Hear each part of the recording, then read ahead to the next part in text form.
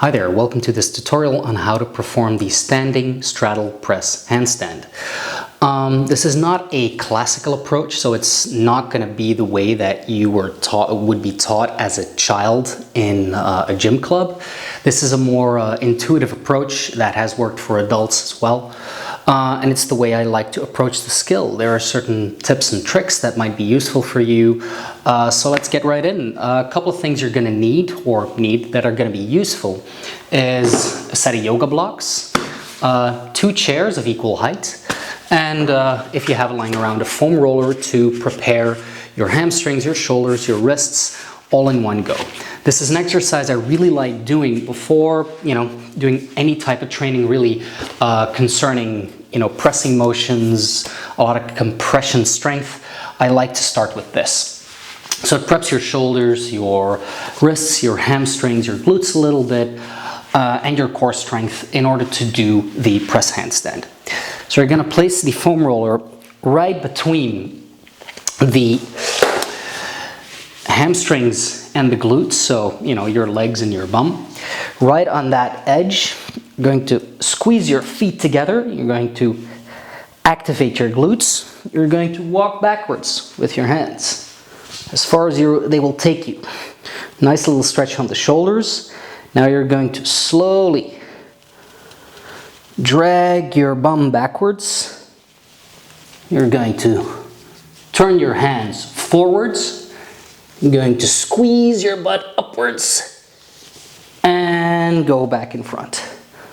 The only thing that's allowed to touch the floor are your hands and the foam roller. Keep that chin in front.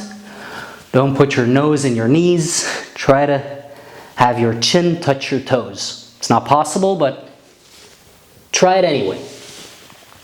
So this is a nice little preparation for something that's really crucial when it comes to press handstand motion, which is compression. The compression of your hip is not just how flexible you are, but it's also how well you can activate the top part of your leg and your lower abs in order to keep it shut when there's no gravity helping you out. So let's get to the first exercise.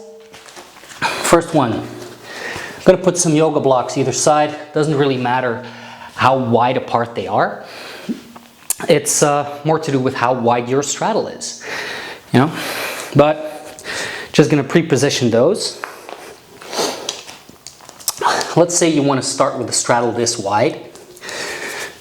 You want to position your hands in front of that straddle. You don't want to position them here, because that is going to be a lot more difficult to really open those shoulders. So apart from hip compression, the angle of your shoulder is incredibly important. During the entire press, you want that line from your hands to your hips pretty much to be as straight as possible. You want this hinge, this joint, to be as locked as possible. You want your earlobes to feel your shoulders throughout the entire press. That's going to make the whole move a lot easier on the shoulders, but you're going to have to work a little harder on the hips. So, first exercise, you're going to place your hands down. You're going to push out those shoulders out and open. So squeeze those ears against your shoulders. You're going to rock forward, tippy toes, lift off, and back.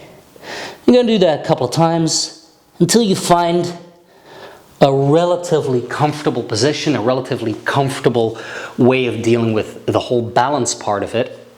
Make sure your wrists are properly warmed up for this. Try to really push down with your wrists into the floor. Don't rely too much on the strength of your fingers, because that's really going to hurt your wrists more than anything if you, rock forward too much on that one. Now, the reason I say try to keep your shoulders open and your hips as compressed as possible, that's going to give your handstand press the most narrow footprint, to have your shoulders and your hips as close to each other as possible. Certain problems that people run into when doing this specific part or this specific preparation is they will be able to lift off. They will be able to press the floor downwards, but they will skip their feet in front. And this has nothing to do with how flexible you are. This has to do with how well you can activate the opening of your shoulder. Well, allow me to demonstrate. So you have your straddle stance, put your hands down, gonna lift off, and you've got that. See what happens? Your shoulder is rocking in front. You open yourself up for that position to completely collapse. So especially in this specific part, in the beginning part of it, it's very important to keep that shoulder open because that's actually the hardest part. Next, you're gonna put it on the yoga block. So you're gonna lift off your feet, touch your feet on the yoga blocks, and put them back down. So you're just gonna position behind your feet. Doesn't really matter, you can put them here as well. Does not really matter. It's just a fact of trying to increase the difficulty as you go along. So, putting your hands down, pressing out those shoulders, earlobes against the shoulders, lift off, and down. And put them on the side as well. You know, if you're particularly flexible in this direction, it's more advisable to put them over here. Let's see how this works. Press down, balance, tip, and down. Now if you want to up the ante, put them like this. And if you've got multiple yoga blocks, you can obviously stack them as high as possible, but that's why we're using the chairs later. Press down, press the floor down as hard as possible, earlobes to those shoulders, on the toes, and down. Now you shouldn't be standing on the yoga blocks. You should try to keep as much tension in your shoulders and into that entire chain as possible. Because, you know, these aren't sturdy. They're going to fall over. It's just the fact that you can, you know, increase the difficulty, go higher and higher and higher each time. Now, let's head to the chairs.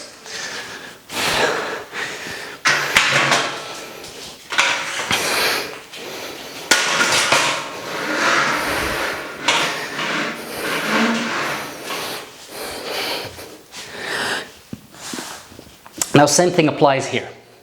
But on the chairs, you can put your feet down. You know, it's not a really big issue. And you can have a little moment of rest there and try to come back down as slowly as possible.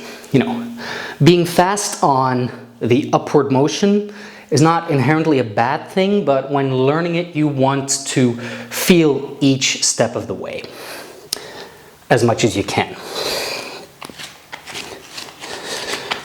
So, kind of align your feet with, you know, the chairs where you're going to land. Put your hands in front, shoulders open and out, rock in front,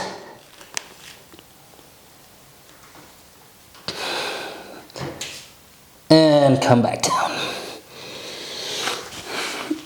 It's very important to be as slow as possible on coming down. You know, that'll teach a lot on where the most difficult part for you in a handstand or a press is. So focusing on the eccentric is another thing. Little side note.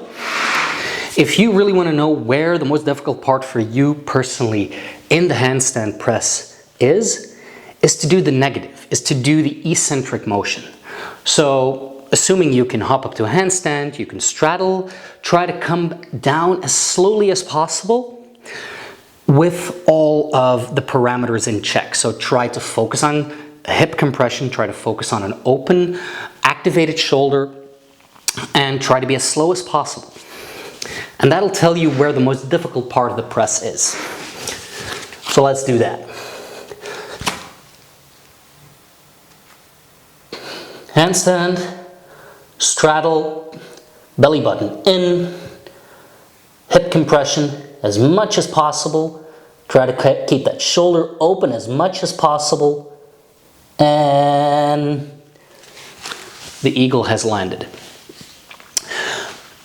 This will showcase the biggest weaknesses in anybody's press. For me, it's, you know, right at the end. It's right before I touch down.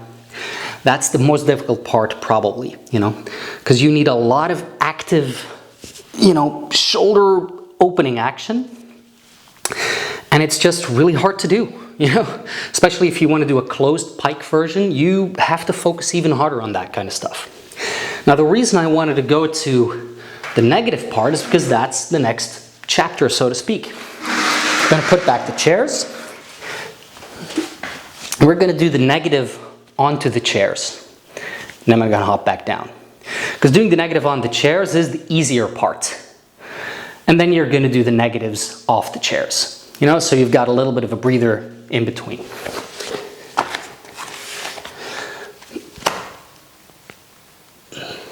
Up the handstand, activate those shoulders, straddle, belly button in, down,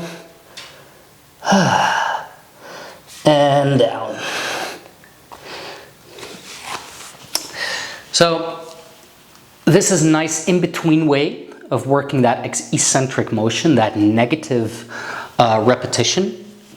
And it'll also give you a place to start off from when you want to go upwards. So next part is we're going to press standing from the chairs. This will make your the activation of your shoulder a lot easier. It's going to be easier to open your shoulders standing on the chairs because they're already pushing you into that handstand motion. And yeah, that's pretty much it. So position yourself on the chair. See if you can see. Actively open that shoulder. Look at your hands. Rock in front. And then it's just pretty much going from a straddle handstand up. There's very little pressing happening in that last part. Now, the reason I say that there's not a lot of work to be done is when you have an active shoulder, this is pretty much just rocking into a handstand and closing your legs. Now, the next part of this is removing the chairs and choosing a lower obstacle. So let's say you moved your way down, down, down, down. You can choose books, you can choose boxes, whatever you want, to make it lower, lower, lower, lower.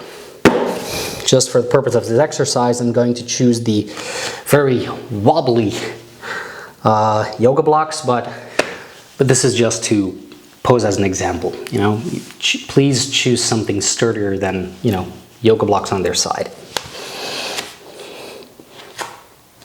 As you can see, you already gain like 10 centimeters over here that you don't need to do from the ground up to do that press. So, opening up the shoulder, earlobe, glued to your deltoid. Trying to keep that shoulder straight and aligned. And going back down. When going back down on these moves, try to focus on the eccentric all the way down. So that way you will have developed the muscle memory to do the entire press when it's time to go lower and even lower. So that's my analysis, or those are the kind of tips and tricks that I use to teach the handstand press. If there's anything that I haven't highlighted that you struggle with, feel free to let me know, and then I can highlight it in the next video.